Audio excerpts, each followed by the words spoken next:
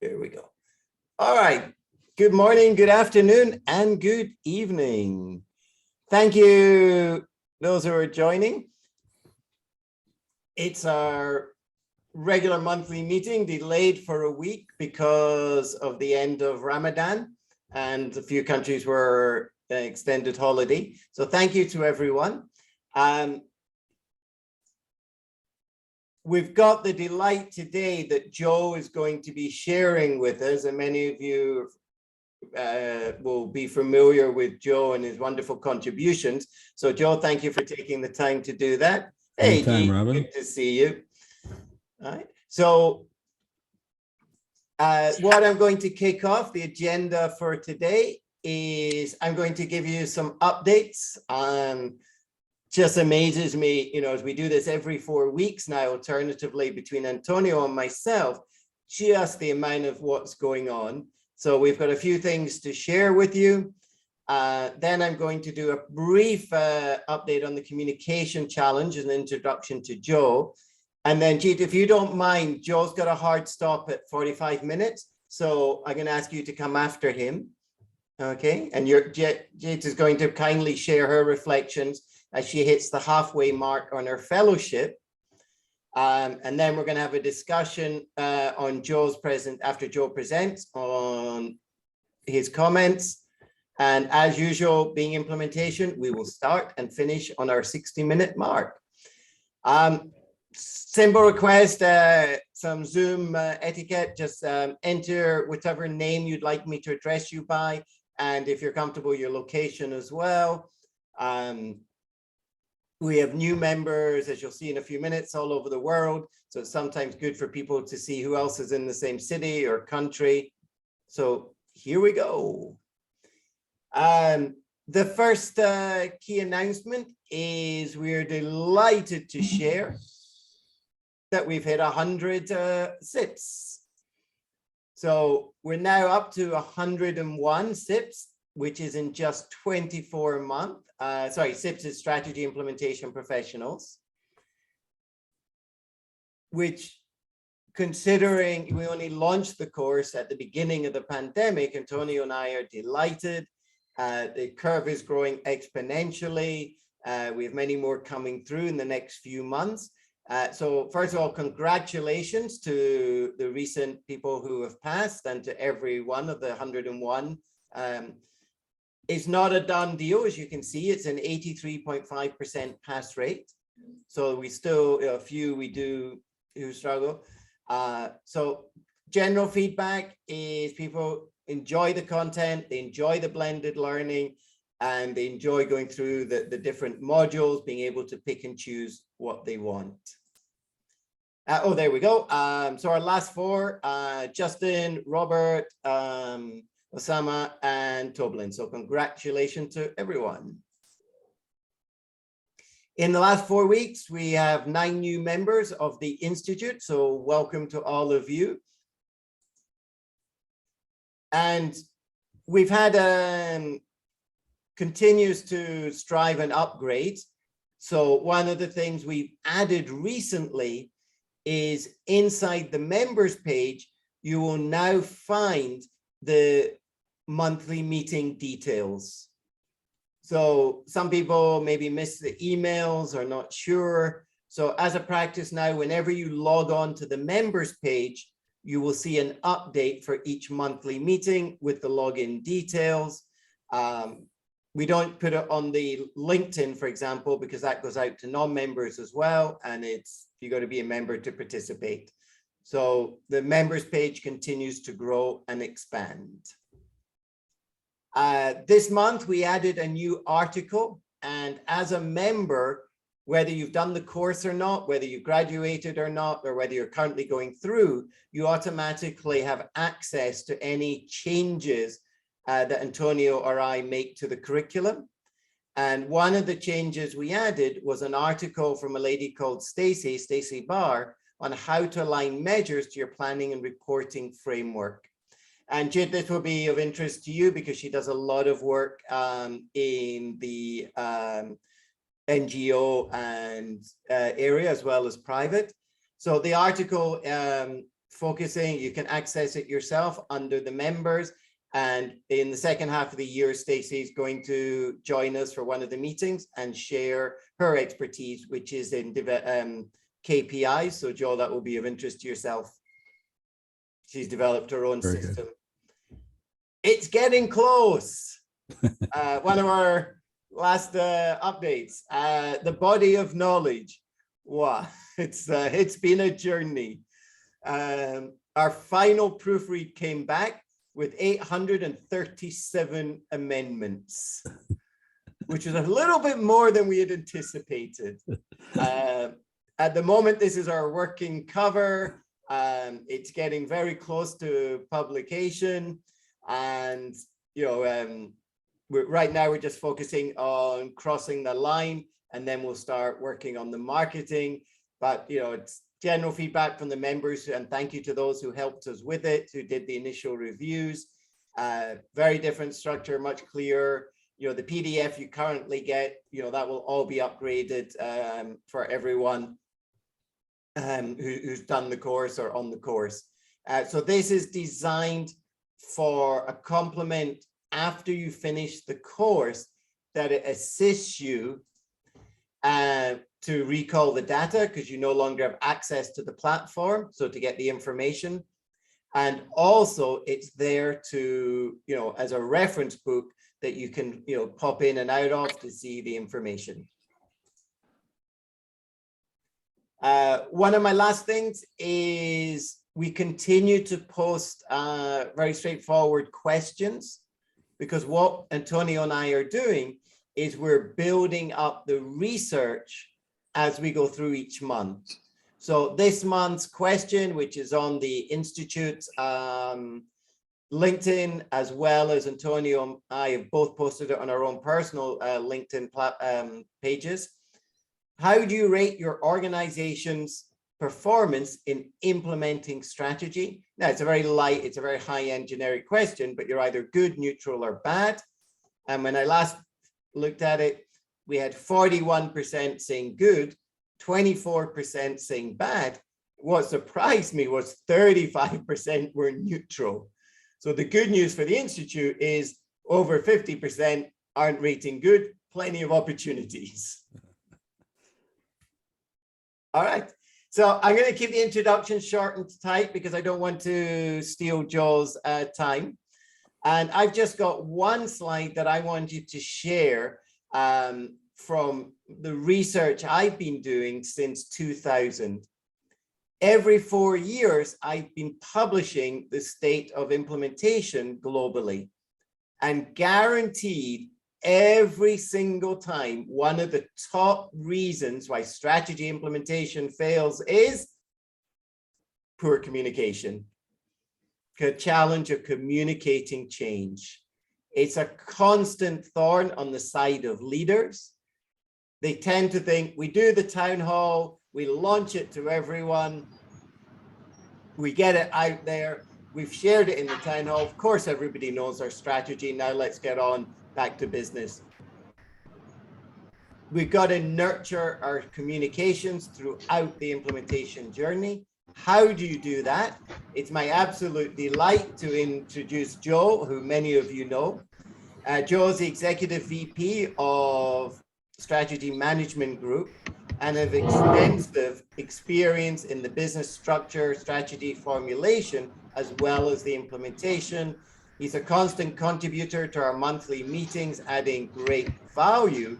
But today we're going to hear in detail, what he's learned in using the balanced scorecard, change management, execution, and other models to drive this through with the top tier executives.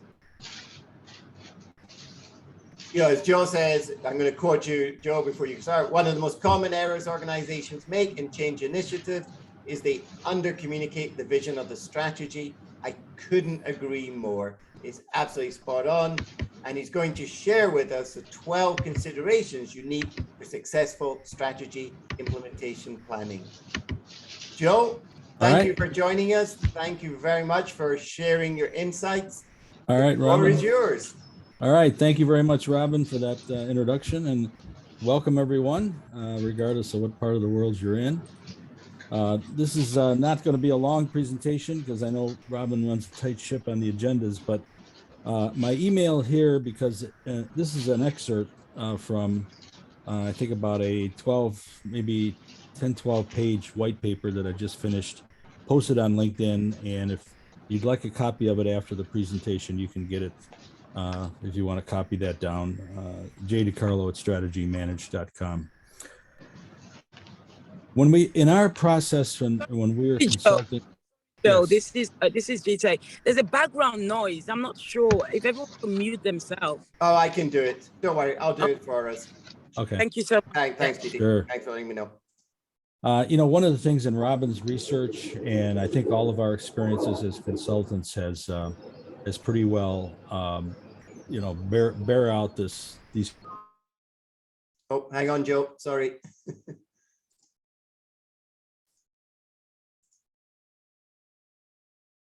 Joe, just unmute yourself. You. Yeah, sorry about that. There we go. No problem. One of the things that we found over the Institute's been working, doing strategy and balanced scorecard for over 20 years now. We started in 1997. And, these are the 6 things that we list as critical success factors when we start working with clients going forward and in our trainings. And one of them, as Robin already mentioned in his research, is engaged leadership. But the number 2 is, again, change management incorporated and strategy communications. In fact, our initial document said only change management, but I've now had to default to adding the word strategy communications because change management means a lot of different things to a lot of people. But in this case of strategy communications, you really have to make sure that they focus on that. The rest of those are, I think, pretty clear from our side as consultants. The other thing that Antonio would like to see, and I know he knows this well, is this project management discipline. I mean, Robin says that, communications is one. I say out here in where I live in California, in my classes or with clients, I like to say that there's 2 fault lines on here because I live near a fault line. I live near the San Andreas fault line. And it's communications and it's project management discipline going forward. The key thing, go ahead, Robin. Yeah, Joe, I'd even add on to that and say it's discipline in general. Yeah. After the excitement of crafting strategy, maintaining and sustaining the discipline throughout the whole implementation journey. Absolutely. Absolutely. The one thing, and it's not for, I go back and look at what we do in our process. And when we get done designing the strategy, designing the strategic objectives, which are the things that are going to be measured and the things that are attached with the projects. And I was thinking, why are these clients, just stalling after they roll out? And maybe some of them, not all of them, but a lot of them just all of a sudden back off the gas pedal on communications. And I thought, like, did we miss saying something here? And, and I thought, no, we didn't, because we talked about creating summary reports, and communications in this chart has been with us for many years. And it's kind of like, what is the problem here? So I said, maybe I have to package up this communications aspect in a little different form instead of using it directly through the objective owners who are responsible and accountable for the objectives performance. I also went through and I looked at on our approach to strategy execution or implementation. We're very high on three gears, as I call it. One is the operational reviews, which gets to the projects and programs for sure. Since they are such a target for poor performance of organizations executing on their strategy, we put this in the monthly domain. I've actually had some clients, after they finish, realize that they've got such a problem here, they moved this down to weekly until they got everything back on track on their programs and projects. But I added strat communications in there because, as you're going to see, one of the basic forms that I genned up in this communications aspect is just what I call a one pager that talks about an objective and also includes what's going on with the projects. Of course, the strategy management side is a quarterly, typically 3 quarters. Quarterly 3 quarters, and then the fourth quarter is a deep dive where, as all of us know, you take a longer look at retuning your strategy depending on the length of time, 3 years, 5 years. But this has to be done on the fourth quarter anyway, going to the next year. And I added strategy communications in there because a lot of my clients said specific strategic elements, things like the customer value proposition and the SWOT change on an annual basis. So that might change execution or additions to the strategy plan that's in place. And those have to be communicated. And then compound. Go ahead, Robert. No, sorry, I interrupted. Please finish the sentence. And it's further complicated by the fact, as all of us know, you don't have an aligned strategy until you get it out of the organizational strategy, or what we call tier one, and you get that cascaded or aligned down to the departments. That gets very complicated because the departments sometimes think, oh, I don't have to do any strategy communications. Well, that's not the case. And in fact, they may be at the front line of doing more than even at the corporate organization-wide level. Then, of course, the third level is down to teams and individuals. Robin?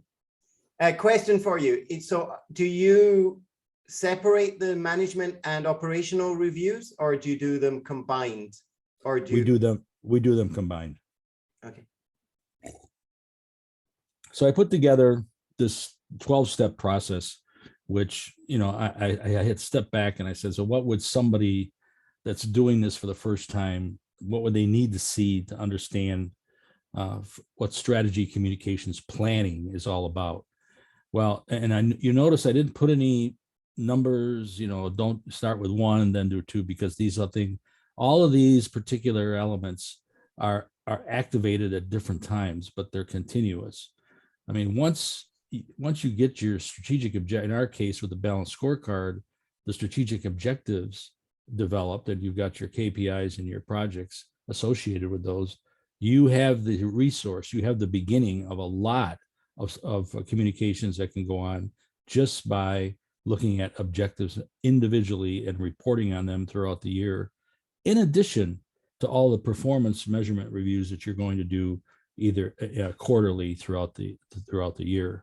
And of course, you have to step back and remind yourself of who your audiences are. It's both internal and external. If you're a nonprofit organization or a government organization, you're going to have audiences that are in the external world that you may have to have a flavor of your strategy communications sent to them. You have to create the schedules. And physically create the schedules. I've had a lot of clients when I've checked up on how they're doing on this. I said, well, can you send me a copy of your schedules? And then there's a lot of fumbling around and I never get them because they didn't commit anything to paper. And this is pretty fundamental things that have to go on. You have to make sure it gets aligned so that you can claim an aligned strategy from top level all the way down to the individual. Of course, you have to remember to budget for this, because sometimes a lot of organizations will make a big deal. Robin mentioned it, the rollout or the annual meeting, the town hall. They have to remind themselves through the schedule that they need to put that in place, and sometimes that's a cost factor that has to go to the budgets. And the one that just, I think sometimes I get responses that dumbfounds me, that you have to measure and evaluate the effectiveness of your communications. If you're going to go through the process of communicating and you send out a certain website to look at something, you send out a certain communication on some topic, if it's an initiative or a project, you'd like to know that it was read and how much time they spent on it, et cetera, et cetera. Again, you have to look at the messaging based on, many times who the audiences are. My biggest message, my counseling to clients is, let's keep this short and sweet. And a lot of this is driven by the fact that one of the things I'll show you in a minute is this one pager that I talk about on the objectives. This was something I designed back in about 1970, I think it was 1974, no, actually 75 and 76. And remember, that was pre-PCs, pre-internet, no cell phones, none of this business that we have now. And because our university was going through a tremendous financial problem, we were a family-owned private organization at that time. And when the new president came in and pulled 4 of us out of the managerial ranks to work with him to get the institution righted from a financial perspective, I just told him, without thinking about it, we needed to keep the faculty and staff and the regents up to date with what's going on with this project. So I used to create this 1-pager that was called Bob's Buzz, because his name was Dr. Robert Spitzer, and he used to like to be called Bob on campus. And I just tackled one thing that was about the strategy that we were working through, and you'll see the format of it, and it still works today. You know, the tactics now are much bigger. Now that we've got PCs, we've got the internet, we've got metaverse, you know, all this business, the technology has taken over to help us get the message out. So you can take a look at what tactics you use. But the other thing that this 1-pager comes down to is the storytelling aspect. I mean, a lot of the SMOs, strategy management offices, even the PMOs, which are in a great position to talk about how the strategy is executing in regards to the projects and initiatives, there's a tremendous amount of communications moments just in that side. And then whatever messaging and initiatives you have to put in place, if you're going to bring up a separate portal for something, I've had clients bring up a separate portal for just strategy communications, and they keep refreshing that on a monthly basis going forward. So I stepped back after I created this graphic and said, I think this is pretty much covers the waterfront. That I could be missing some things that some of you may have had some other ideas in use and bumped up against, but I'll be happy to hear that on the Q&A afterward. The key thing here is this plan. I mean, literally now, before I exit the door, so to speak, on a tier 1 or a tier 2, and you can see this one covers tier 2s, which is the departments, and the tier 1s, is I literally put this communications flow plan in place for them. So they've got something to refer to. And the key thing is here, it's something's happening every month. It's not just, even if you have a full-blown performance management system in place where you've got that, you know, community homepage or that community page that comes up when they log on in the morning, it says, here's how we're doing on our strategy. And consequently, this is something that gets very specific about focusing on the results of those objectives going forward. And in some cases, depending on, you know, our clients' object, we try to hold them to a standard in the business on balanced scorecards of about, you know, 10 or 11, maybe 12 objectives. So it fits nicely in a 12-month period. But in some cases where they've got more, you have to double up. But the point here is that you just publish something every month that keeps the strategy in the face of individuals. One of the references in the white paper was that rule of 7 from marketers, if there's any marketers in this room. I mean, they say the marketers have this rule of 7 that says you have to hit the audience about 7 times, sometimes more, until they really start to understand what's transpiring. And so I put that in as a reference because I've had clients do that, and they said it does work. We get SMO gets a lot of drop-ins saying, I saw that latest communications about this objective, how's it going, et cetera, so that I know it's working. The departments have to do the same thing. And in fact, if you think about strategy execution for an organization, the departments are at the front lines, and they are the ones that should be communicating just as rigorously with the organization at least once a month to tell people how they're coming on their projects and their initiatives and what their department's doing. The other thing is that the initiatives and projects, not only is it important for the organization to see what's going on with these projects, because many of the population might be involved in the projects as a team member, but this is a absolute no-brainer way to bring about recognition of who's on those projects. And it solves that question of, do you have recognitions, rewards, and incentives built into your strategy? Well, this is the recognition one. And you don't have to do anything except report on how the project's going, who's the project manager, who's the team members, and how's it going with the project. You know, you don't just publicize something to say it's here and it's executing, but you have that, and I put that all the way through this. You talk about the good news and the bad news as well. And if it's the bad news, from what I learned back in 70, 74, 75, was if you put the bad news, you got to put something in there that says, here's what we're looking at to make this better. That one that the sample that I have coming up, I couldn't get across campus. Typically, we did once a month, and I couldn't get across campus. Even after the first or second one went out, they say, we like that. When's the next one coming out? You know, even though it said it's on a monthly basis. And then you've got all kinds of communications moments that are the green layer, which is all hands annual kickoff. You got board meetings. Usually you have to create things for board meetings. And then you've got sometimes in some of my clients, the board needs an update every quarterly there.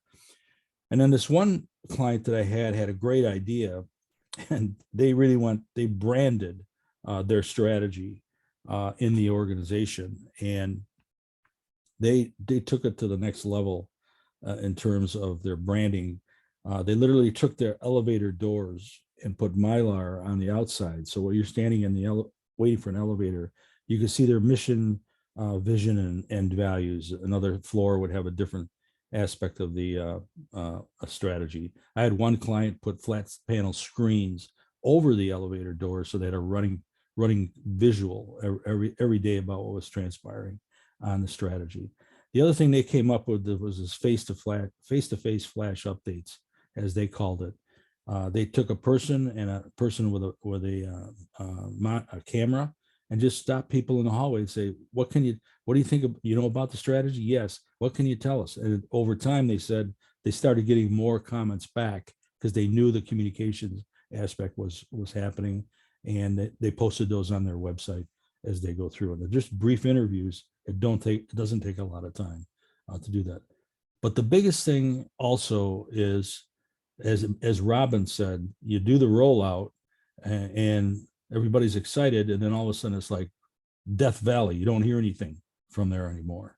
And you have to do this cycle every year and make sure that it's being done. And I always take the approach with the SMO office that the SMO office, they have to be the ones that get to the departments, get to the people that are in the tier one or the organization wide, and make sure that they're thinking about doing something. Now, do they necessarily have to write the text? No, because this is where you tackle and attach your function on communications planning with your marketing or communications office to help with the wordsmithing.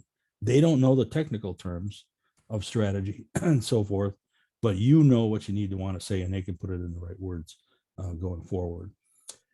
This is what that one pager looked like when I was doing it at the university. And, very simple, what's the objective name? What's the description? And you've got all of this information already because you put it into the performance management system when you built this originally. Brief description. How's the results going? Green, great. If not, take an opportunity to suggest a fix if known. And if you don't have a fix, you can blatantly say we're working on it because it has to get fixed. And this helps them step through about reporting on the results going forward. And then on the intended results, people want to know what this objective was supposed to be about and what it was going. But the one that's the most important one is this public recognition down here, because now as team members, it makes it easier for them to get some publicity, so to speak, get in the public eye about what's happening going forward. That all resulted recently, within a couple of weeks ago, I think it was, I put this white paper out on our website, and there's 12 steps in here. And so that back at the beginning, I'll go back to the title slide in just a second. If you want me to send this to you, just shoot me an email and I'll send it out to you. And Robin, I think that's it. Joe, awesome. You said you were going to go back to the slide. Yep, just share right there. For those who want the link. There we go. Yep. And if I think you're going to put us, I want me to come back to the room, main Zoom. Yep. So thank you. Let's open it up first. Joe has a hard stop in 15 minutes. So let's open it up, comments, reflections, or questions. And then we're going to have a breakout discussion, which is our traditional way of running this. Any immediate reactions or comments? I have one. So thank you so much, Joe. Sure. This is Jason Newton. Really appreciate this. It's almost like you created this for me. So I'm really excited. I'm one of the fellowship students currently of the Institute. So I'm really excited. And one of the things with my mentor, obviously, who's Robin, we talked about the last time was on communication. Sure. So I've always kind of gone into organization when I'm focusing on developing strategy and engaging. And I felt that there's been a lot of gaps which I haven't addressed in a couple of years. And one thing you really nailed on is the communication strategy. Mm-hmm. Now, the way that I've always operated is build up the plan, engage the key stakeholders, have a stakeholder matrix, understand who the key drivers are, the sponsor, and then I approach them to understand the best communication method. Mm-hmm. From an organization perspective, because I think that is quite important. Before you start to tailor something to meet their needs, you got to understand what exists. Sure. So in my current project, what exists is emails. And it was a no. Robin said, it's a no. But when I spoke to the CEO, that's always been their model of engagement. Right. Whether he has worked or not, the fact, and this is an NGO, so you can expect things like this. It's almost like, well, we felt his work, people get the message. But for us to be able to look at what we're trying to implement from a strategic perspective, that's not going to work. So I've developed a very high level communication strategy plan, obviously by engaging key stakeholders and understanding that let's try this. But I've not engaged them yet with that model strategy that I've put together. My worry is that will blow their mind. So this afternoon, based on what you've given, what would be your advice on how to manage this interaction to show them that we need to be able to measure success around how the communication is going, who is reaching, how we can change stuff and all of that stuff, and to really understand the right target audience and to be able to get a very good tangible feedback. Sure, Jed. Very good questions, Jed. My recommendation would be when you've walked into a client where they exist by running the organization by email. First of all, is to get concurrence as to what audience or what sector, so to speak, in the whole organization that you want to prototype something that you're talking about in yours and get some experience using it. And of course, I don't have to tell you, you're probably going to want to pick the one that's going to give you the best response so that the numbers tick up and the return ticks up. And then start to see what happens there and then move it out in a gradual process all through the rest of the organization. So a lot of organizations, and especially at this point in time, post-pandemic, and just getting back to offices, some not. You're going to have to deal with a lot of traffic on the McKinsey, et cetera, on hybrid models now. How does it work for the remote guys versus the on-site guys? But I would say bite off bite-sized chunks of the organization and those audiences and see how this starts to roll out. Okay, fantastic. And is that subjective based on the kind of structure, whether it's a big or a small organization, or that model will work either way? Either way, that'll work All either way. Yep. Okay. Very good. All right. Thanks, Jit. So much. Very yes, good. cheers. Yeah. Good on you, Jit. Other comments, reactions, questions? Joe, I'm sorry. I screwed Hey, up on the Randy. time and I missed your presentation, but I'm sure it was great. Randy, I'll send you a copy of the white paper I based this on. you. And you can watch the video recording. Yeah.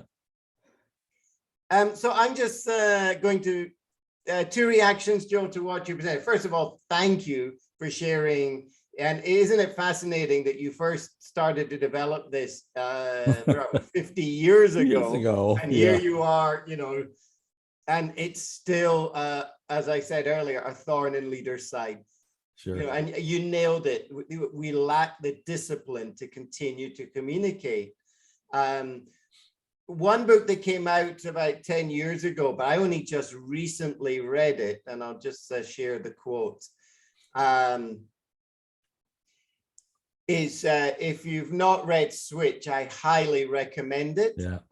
From Chip and Dan Heath, that says things you see are more likely to evoke emotions than things you read. Yeah.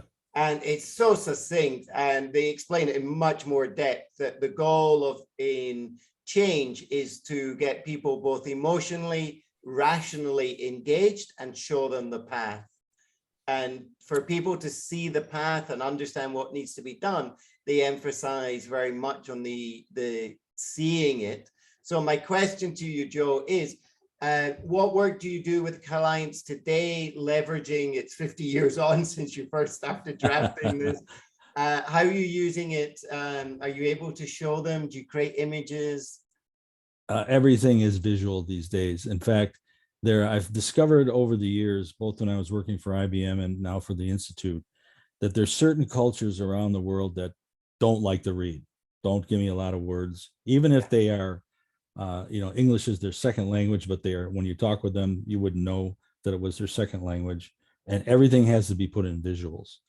And it's, in fact, we've even in some cases defaulted to proposals that were strictly PowerPoint visuals going forward and very little text on the screen. Yeah. I think that's the thing you have to assess when you get a email from a potential client or a call from a potential client is, well, let me see what you've got developed. If you said you got a strategy, and then you get a good feeling as to, are they visual or are they text? And then you have to draw that line. And but in the case of that client that did the flat panel screens over the elevator doors, they took stuff right out of the consulting decks we used to make the point, which they modified to show where they wound up with for their strategy, so that people could see it in a very quick glance and understand what was going on. So because of the way information flows to us at the speed of the internet and all the channels that are available, you have to get those visual things to get their attention and maybe take them down into some more contextual explanations. No, well said. And I'll add on to what you said. I did smile when you did the 7 times. We cover that on the course, and it's one of my key messages I share. I call it 7 times, 7 times. So yeah, it comes from marketing. You have to see a message 7 times in 7 different ways. And Jit and I were talking about this just a couple of weeks ago. Email is one, but you need 6 other ways to be sharing. Even emails, my comment is, it's not a good communicator for something as important as strategy implementation. So absolutely support you on that one. And then the other one that resonated strongly with me that you shared was on the branding.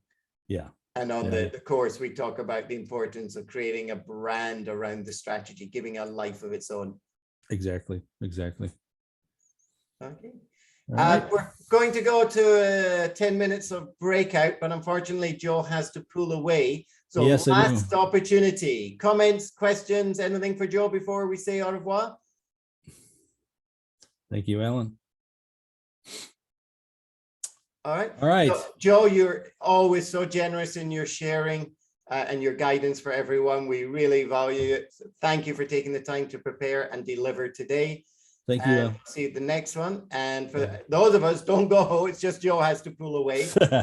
We're going to just do 2 groups into a 10-minute discussion. So Joe, on behalf of the Strategy Implementation Institute, not the Balanced Scorecard Institute.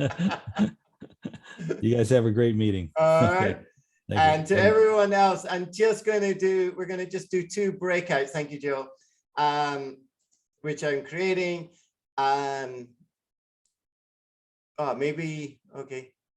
So a few people had to pull out. Okay. So it's not going to be worth doing the breakout. Jit, if you're ready to go in a couple of minutes, because a couple of people had to pull away, we'll just go straight to your update. Yes, absolutely. Okay. So allow me just to introduce you. Yes. Okay. And then final part of today's meeting. Jit I'm delighted to announce our 2nd fellowship candidate, Casey, who sent his apologies. He's not well this evening, qualified as our pilot, and Jit is almost about, I'd say, reaching the halfway mark, let's put it that way. And I thought it would be lovely to hear her experience halfway through. And of course, I'm going to come back and ask you after you qualify to share the whole experience. So we'd be delighted to hear you to share your reflections, your reactions of how it feels to date. Thank you so much for the opportunity. Hello, everyone. Yes, my name is Gita, and I'm really excited to be part of this journey. And just really, really quickly, just to kind of talk about my background. The reason why I wanted to do this was, it's interesting when you're part of something like this to start to see the learning needs and the opportunity to develop and grow. And I think for me, that's one of the biggest part of this fellowship for me. So my background has always been in strategic implementation, change management, transformation, projects across different companies, investment banks, retail banks. I've worked with product companies like Microsoft, Amazon, supporting them and the NHS as well, doing a lot of strategy development work. And also kind of a big part of a developing sustainability strategy as well. So, and I just recently completed my PhD in Congrats. Thank you so much, which is really focused on more of strategy, but around the business model side. So coming on onto this institute and trying to obviously build up my knowledge and gain more knowledge from a fellowship perspective, has always been that learning part. And one thing that's really crucial for me in this journey is I can see the gaps.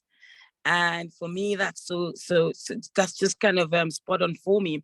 I can see the gaps of my learning needs. So let's look at the whole kind of key principles that governs the whole roadmap for implementation. When you look at things like leadership excellence, when you look at stakeholder management, I used to think I was the best in stakeholder management because I could go into organization and develop a lot of communication strategy and stuff. But now I'm beginning to see that there are key elements that needs to be adopted that maybe I shy away from because I feel that the client might not be happy, but I've not been doing them any good, because we need to be able to give them the best way forward and also be able to get them to adopt that way so that that change can be sustained, and there's a lot of continuous improvement. So my journey so far is about identifying that my learning needs and my gap. And Joe has been an excellent mentor for me because obviously he's picking up some of these things and giving me a lot of constructive feedback on how to do it better, and also sharing some case studies and obviously the wealth of the experience that he's got to also align me in the right way. So that's one bit, the gaps. The second bit for me is the information and the knowledge within the documents that we do have. So, I mean, when I started to put together the implementation plan for this, my fellowship journey, I had found myself going back to the SIP book to really get understanding around those 4 key areas of crafting, embedding, executing, and sustaining. And in the past, I was always keen on executing without understanding how to craft better, how to embed whatever has been crafted, and then execute, and then look for a way of sustaining it. So that has been kind of the model that I've been using with my plan, with my engagement, and also with forward planning. And at every stage is almost like the beauty of it is being able to really articulate the fact that this is where we are going, and we need to not just get there, but we need to see how we can sustain what we've put together. So that's been a very good learning pathway for me as well, to be able to use that framework. And I think the final thing for me is tracking measurement and tracking success and knowing what success looks like. Now, there's an overarching understanding where you can assume that this is success, but I feel within this fellowship journey, it has made me, it kind of opened my eyes more into articulating that high level success and understanding what that success means for the organization, and then measuring at what level this success adds enough value to be able to sustain whatever has been implemented going forward. So I can keep going for the next hour, honestly. So, but I'm going to stop here. So those are the key things for me around my journey. For me, is the learning, the gaps in my learning, being able to learn more, to be able to go into an organization and be able to execute what we have from a knowledge perspective with the book and all the key frameworks embedded in there. And the third thing is be able to come out of the organization. I think one thing I forgot to mention was Oh, we just lost Jits. Okay, we've lost Jit there. Let me just jump in because I've been mentoring Jit through the fellowship. And one of the key things is that she's doing this for an NGO. So for myself, I don't have a lot of exposure and experience. empowerment. Oh, you're back. I feel that that's another strong point. No, let me just send her a note. Just let her know that. Okay. Jit, you there? You're on mute now. Yes, apologies. I think I cut off the. So I was just rounding up to say, just final words to say, you know, empowerment, especially from an NGO perspective. You've got a lot of volunteers, you've got a lot of partners, organization, and how to bring everyone together, because when there's a strategy implementation, it covers every of these key parties and our stakeholders, and how do we bring them together?